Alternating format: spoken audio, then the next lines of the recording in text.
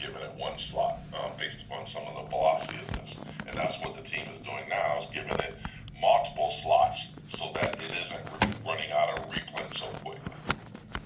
There's some of these calls that that's one of the things that we're looking at was the frequency of replenishment. Shouldn't that be like the first Yep. warning bell? Is, hey, if I have to replenish something, several times a day. Yep, exactly. Okay. Yep. So there's a report that says, hey, you got to replenish this. There is. So that was an issue until a couple weeks ago gone, and now, but we worked with Bill a lot, and we're able to extract that information out of DIT. It's stored in a file that Bill found, so that's what we're looking at. We're seeing on some of these bigger numbers, we've seen where we're not replenishing once a day. We're replenishing. Some of these we're doing replens 3 times a day. So there are issues that we're moving. Well, I mean, look, guys, the reslotting is going to be. This isn't. We're going to get reslotting done and finished. Okay, that reslotting will be something that we do forever. Right. Products grow, products shrink. Some have seasonality, and. My question came about when we do the reslotting, because look, recognizing that we need to reslot is one thing, and I think the guys have got a pretty good handle on how to capture when that's done. We run into issues when we start doing the reslotting, and so a couple of things. That's why I was asking, can we rethink about the when part of when we're reslotting? And I get that that's tricky, but then the other piece of it is we know what we're reslotting. By SKU, we know what we're reslotting. So at points, can we not be, as we're allocating these, have some visibility to the ones that we're reslotting to make sure that when we drop an order, that it's allocating inventory that's there. That's always been a concern of mine, is why we're allocating things and not looking to see if the inventory is actually available. And I know we're getting some reports and whatever on that, but it's baffling to me that we can know that the inventory is there after we've already allocated and missed.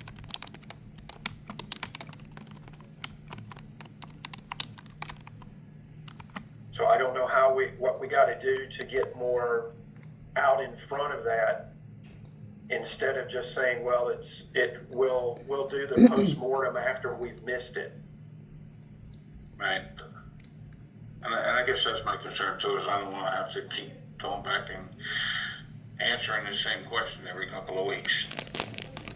And so, Brian, again, I've mentioned it before, this is not an unfunded mandate on my part. I recognize that this takes a level of report generation and analysis and activities associated with dealing with it. So I don't expect that it's just, you got to figure out how to do this with what you got.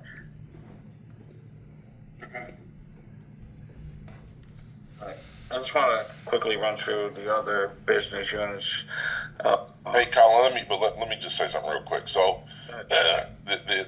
if you want to talk about the cleanest way to do this, if you guys recall when we first started up, Shawnee, the cleanest way to do this was that we had to finish picking what was active, and we had to cut off picking. There was no more picking. So there was a trade-off with cutting off picking and falling way behind and trying to do move slots when there's no picking taken care of, and then starting picking back up. And that's what we used to do last year, is that we would cut off picking and we would lose like a half a day so that we can make moves so there's nothing active. So we can do that, but there's trade-offs. Well, I wonder if there's a day of the week, there probably is in Shawnee, and I think we even talked about this the other day. There's going to be days where your activity is lighter than others. So could we maybe find a reasonable point in time of the week that maybe we can do this. Yeah, and I've been still looking at, I'm gonna be in here tomorrow looking at those lists, cause on the balance, we found an issue, Colin, on the combination of basically of wire and VC that Lower Ragsdale corrected, so, if that was to pan out, it would be Monday and Tuesday. Mondays and Tuesday would be the lightest days for items on this list. Well, I mean, again, I agree with you, Dwayne, and I share the concerns. And if the logical thing to do is to not stop picking, is to clean all the picking and not do any picking, if that's the only way to do it, then what is a way that we can do it simultaneously, yet get some reconnaissance information about what it is that we're doing, so that when we do these allocations, we know to look for certain SKUs or something.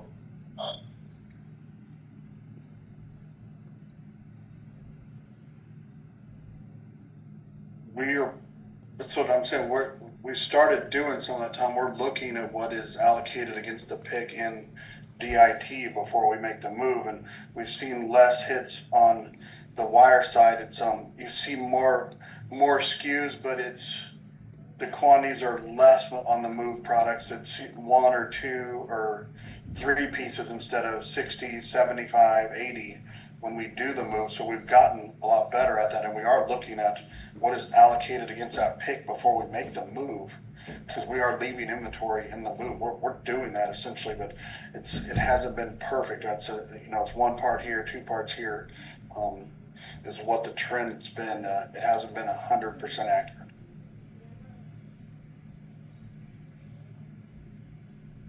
But we haven't taken big hits. I guess it's the same philosophy, Colin, as when we're moving stuff from Edwardsville to Shawnee. We're leaving residual inventory in Edwardsville, potentially against orders while we're transferring stuff to Shawnee. Sometimes, it's 100%, sometimes it's not. Right. I just want to kind of hit the other business unit and see if we're seeing the same kind of thing. And John, just looking at the top items of what your misses were, I think these are availability issues, not picking Correct. issues. If it's I-17 it looks or like, the DR right, 474, 474, 475, PS 508, PS 308. I mean, we talk about those every week, so I know that is. And it looks like proportionately more of the volume is hitting Shawnee. But I just want to make sure that as you are making product, that we're fair sharing it accordingly to make sure that we are getting some to both Shawnee and Virginia. And if Shawnee is seeing the majority of the volume, it's like 2 to 1 on this item. Same with this. So we got to make sure that as we do have product available, that we're sending it to where it needs to go. And I don't know, do you have a way to make sure that that's happening?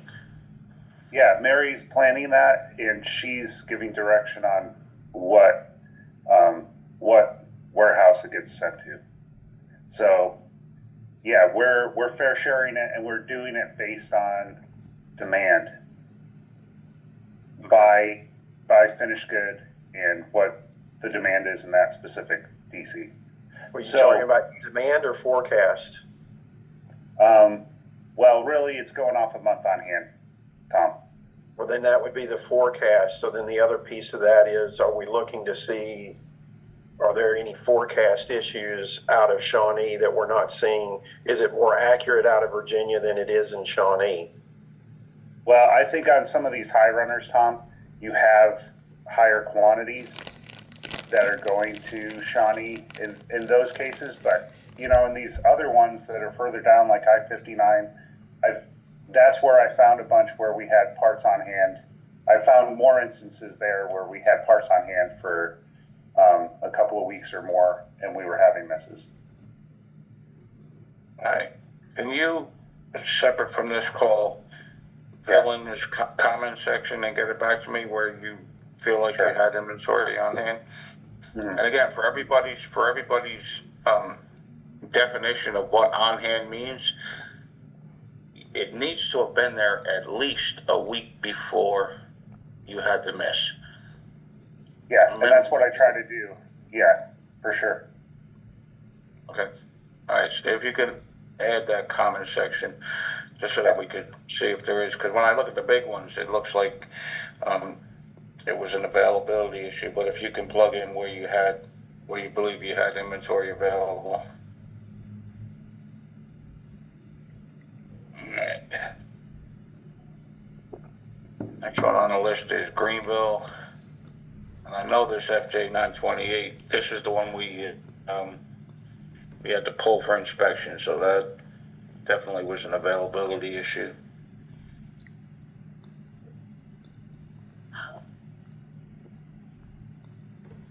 I'll ask. I missed getting Tony on the call, but I'll send it to him.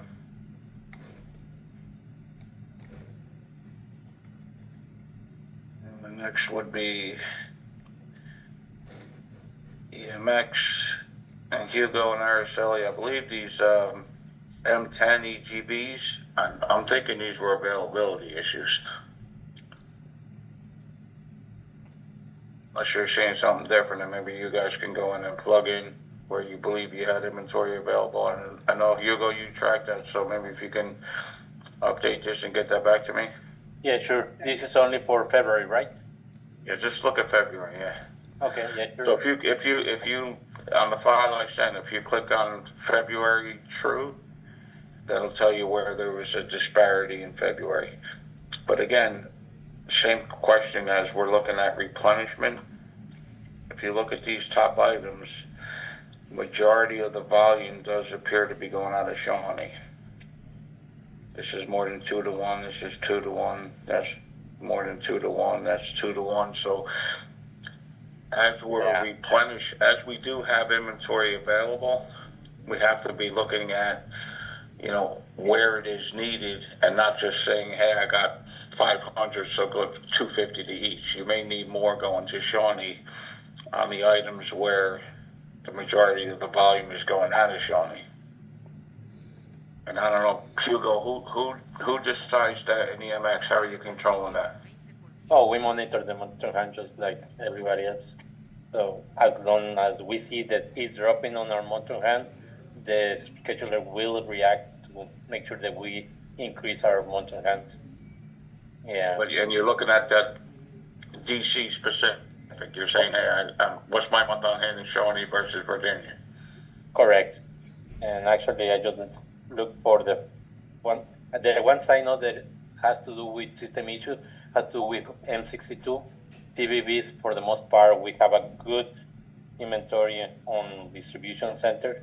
On the EGBs, yeah, we know that the EGB sensor from Independent was the item that we reported. M18, that's something that has always come up. The OFH 100 has always been there. The one that we are aware that we had discrepancy had to do with the 136, but that has come up with other conversation, and we are fully aware of those. But basically, every time that I do an analysis for our Tuesday conversation, I start with OFH and CBB.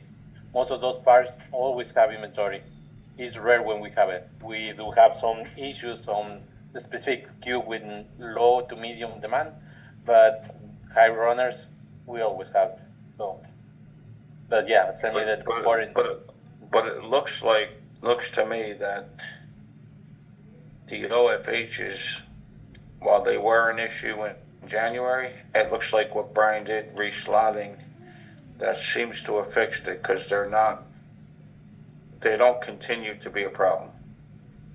On my reports, I continue seeing hits on OFH, but yeah, I can review it, but I don't see that has slowed down, at least on the report that I see. Yeah, the OFH 136, the last days. The only one. Yeah. Yeah, only 136 should be hitting us. and we are pretty aware, and we already catch up this week. But other than that, 100, If you can, 101.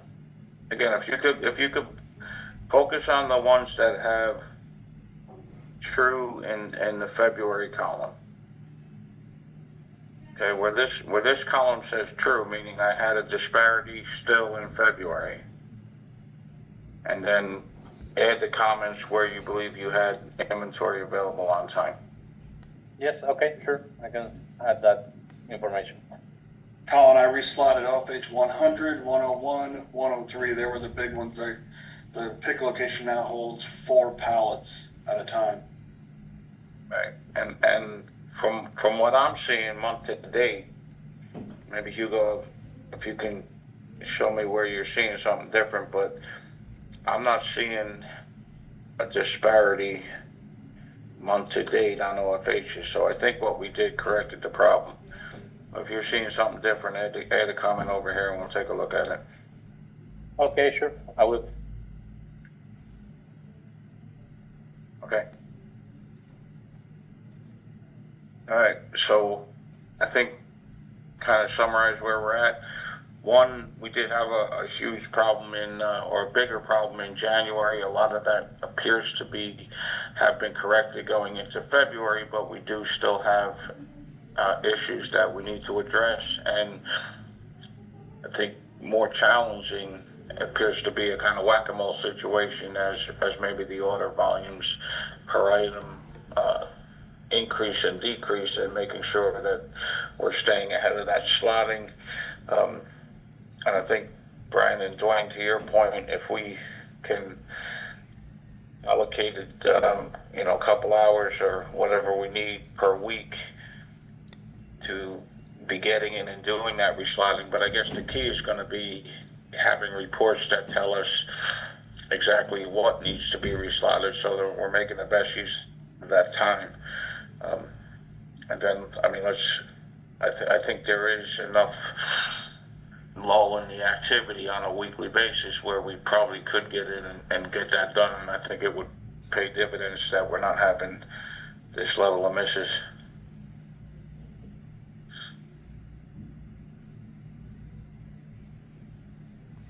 All right, and for while I have everybody, I think the other thing that that at least I'm seeing in emails is that the plants are asking when something received yesterday why it didn't ship out the same day or the next day, and it doesn't work like that. And so I get that, and that's what I'm saying. I think I want to try and get ahead of this so that we're managing it collectively and we're not having 79 emails a day. Two, the business units have to understand that available means it had to have been in the building minimum 1 week prior. Don't say, hey, I got something in there today and it back ordered tomorrow. Because there's time when we drop the orders and we pick the orders and we ship the orders. So it has to be in the building, it has to get received, it has to be available on the pick location when the order drops, and then add a couple days after that to actually have it shipped. So it's actually earlier than that. It has to be in a pickable location when the allocation happens before the pick drops. But rather than going through that now, because we got another meeting that we got to go to, I will set something up next week for all the facility managers, the DC folks, because I think it's